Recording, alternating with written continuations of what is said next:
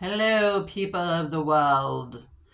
Today I am recording this video in my daughter's room, office. And I didn't clear away any of the stuff behind me, so enjoy the background.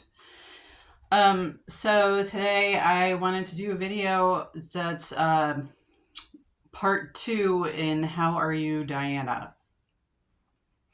So, how am I? Actually, now I'm a lot better than I was this time last week. Last week, this past week was my birthday last Tuesday, and it actually coincided with PMS and and then my period. And PMS in this period of my life is really intense. I mean, PMS sucks to begin with, but because I already have all this anxiety and like emotions that I'm suppressing all the time, can sometimes be a really, really dark period for me. And it was this time. I uh, find that when I'm feeling that way, I kind of just shut completely down. Um, I I don't think about anything. It's almost habitual. It's almost autopilot. I kind of just go completely numb, and I don't even realize that I've done that until I'm a few days in, and that happened this time as well. I did have a few moments where I kind of just felt like either sobbing, just constantly sobbing. I had a couple of moments where, and I hate admitting this, where I had the thought, God, wouldn't it be nice if I could just give up and completely throw in the towel, you know, um, and of course I wouldn't never do that. I mean, if I was going to do that, I would have done that 10 years ago. I would never do that to my daughter, and I wouldn't do that to anybody else who cares about me either. So, but still, it just that being like so hopeless and low that that thought even crosses my mind is really dark and awful. And I don't feel that way very often. The last time I really felt that way was probably around the time that I got the frostbite on my left nipple, from Jim Fenwick's constant abuse, sexual assault. And it wasn't just that. It was a combination of everything. It was right before, like in May, that frostbite happened in at the end of December, and then right right around Christmas, and that was 2 months after I'd stopped talking to my mother, mind you. And that was when I was rapidly running down to nothing in terms of money. I think by then I hadn't paid my rent, and I don't know if I'd paid my rent that month. So I wasn't sure what was going to happen with the apartment.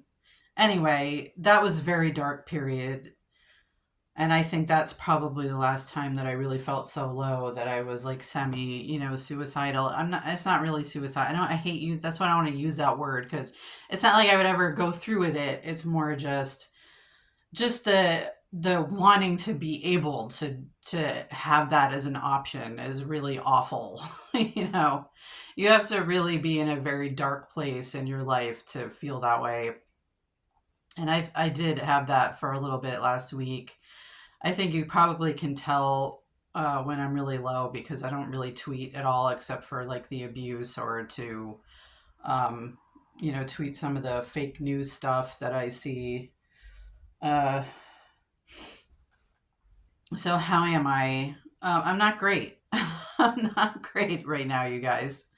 I'm okay right now. Like you can see today, I'm not feeling terrible today. Maya and Dave are gone on that trip that I mentioned a while ago. Okay, so purportedly they went to Texas, which I think is sort of a little bit suspect because Jim Fenwick is from Texas. For the eclipse, for the solar eclipse that's happening tomorrow,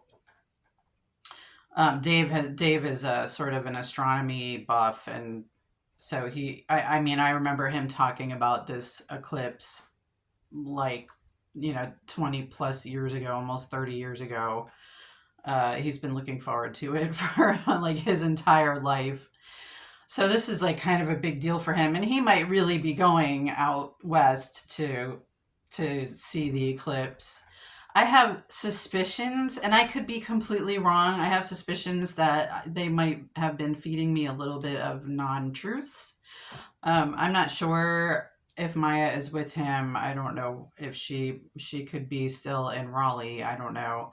I keep hoping that we're at the end of this, but we're probably not. I always think that we are and we never are. And that might be account for part of why I'm sort of up right now, because I'm in this period of deluding myself that I'm at the end of this process, this nightmare, and then I'll go through when they come back and everything just continues as it has been. I'll go through another period of disappointment and having to.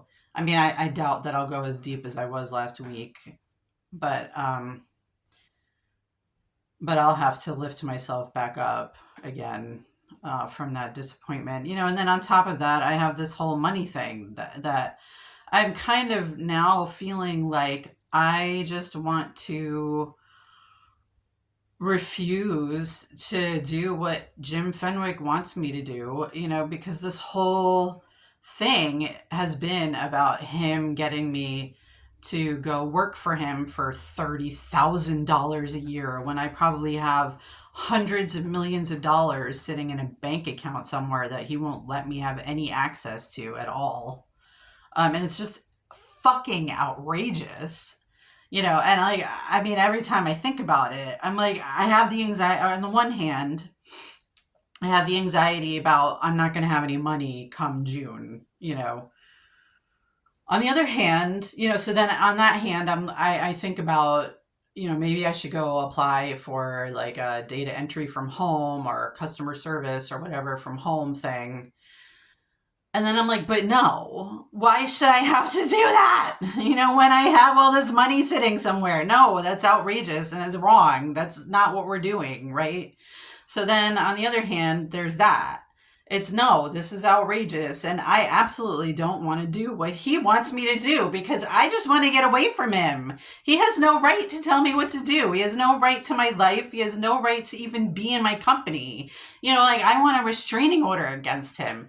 Before I figured out that he was responsible for all this, I thought that he had just gone away in 2012 when he pointed a gun at my face through the internet and I told him to go away forever.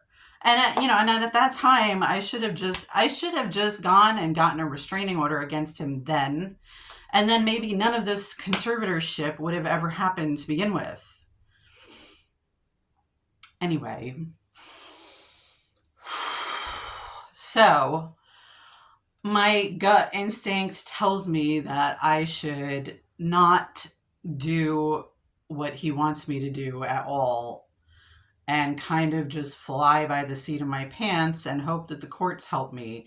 Because I should, even if I'm still stuck in this situation, I should be able to earn money through like something like Cameo, through advertising on YouTube.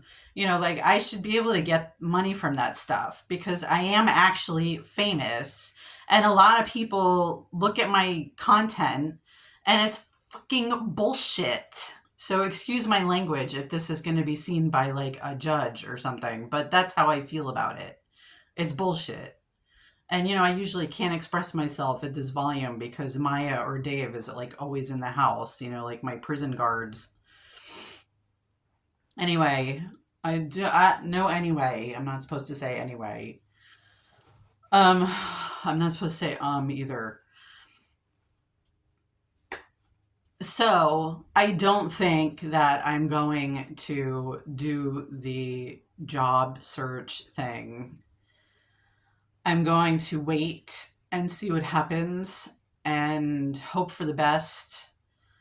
In the meantime, thank God for the beta blockers that that my doctor or Stanley or whoever switched me to for my blood pressure, because I think if I were experiencing that physical anxiety, which is what it was like 2 years ago, like around this time 2 years ago, if I was going through that still, I think this would be a lot more difficult than it is right now.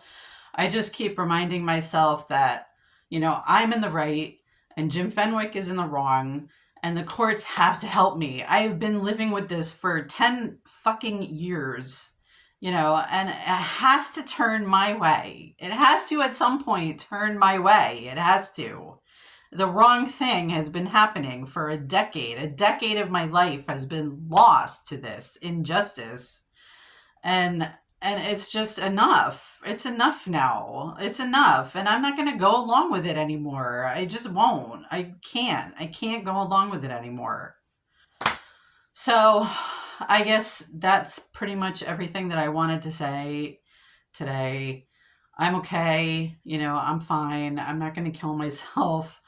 I just, like usual, I'm just surviving. I'm just putting my head down and keeping it rolling here.